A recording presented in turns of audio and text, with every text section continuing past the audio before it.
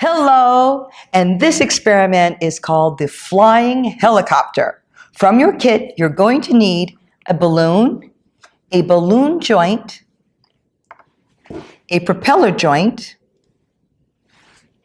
and 3 propeller blades. First, you're going to build the propeller. You'll notice that at the top of your propeller joint are little tabs. On the end of your propeller blade are some slits. Make sure that the slit lines up with the tab and press it on until you hear it click. Do this with each one of the helicopter blades. That's 2 and number 3.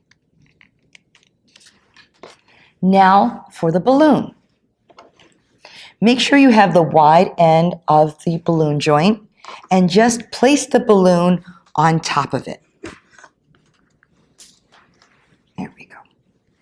Now hold the balloon with one finger, or your finger and your thumb, and with your other hand, stretch the balloon. And then blow up the balloon.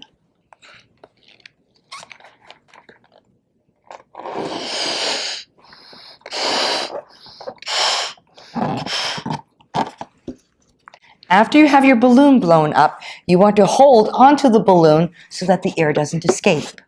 Now, place the other end of the balloon joint inside of your propeller joint.